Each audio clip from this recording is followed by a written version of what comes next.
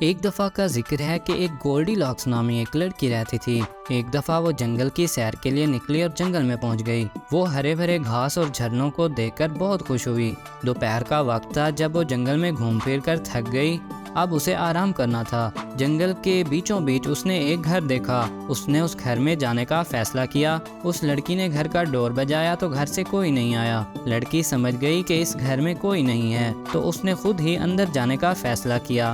جب وہ گھر کے اندر گئی تو اسے بھوک لگی تھی تو سب سے پہلے اس نے کھانے کی تلاش کی اور دیکھا کہ ایک میز پر 3 پیالے کھیر کے پڑے ہیں۔ اس نے ان تینوں پیالوں سے کھیر کھا لی۔ اس کے بعد وہ کرسی پر بیٹھی تو کرسی ٹوٹ گئی۔ چونکہ وہ تھکی ہوئی تھی، اسے نیند بھی آ رہی تھی، تو اس نے ایک کمرے میں دیکھا کہ ایک بیڈ پڑا ہوا ہے تو وہ اس پر سو گئی۔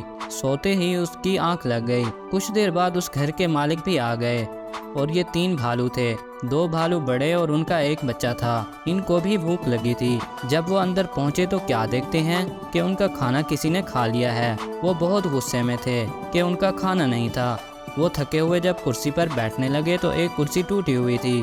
اس کے بعد وہ روم میں گئے تو کیا دیکھتے ہیں کہ ایک لڑکی ان کے بیڈ روم میں سوئی ہوئی ہے۔ وہ بہت غصے میں تھے کہ اچانک اس لڑکی کی آنکھ کھل جاتی ہے اور وہ ان کو دیکھ کر ڈر جاتی ہے اور چلانے لگتی ہے اور وہاں سے جان بچاتے ہوئے بھاگ نکلتی ہے۔ اس کے بعد وہ لڑکی کبھی بھی جنگل کا رخ نہیں کرتی اور بنا اجازت کے کسی کے گھر بھی نہیں گھستی۔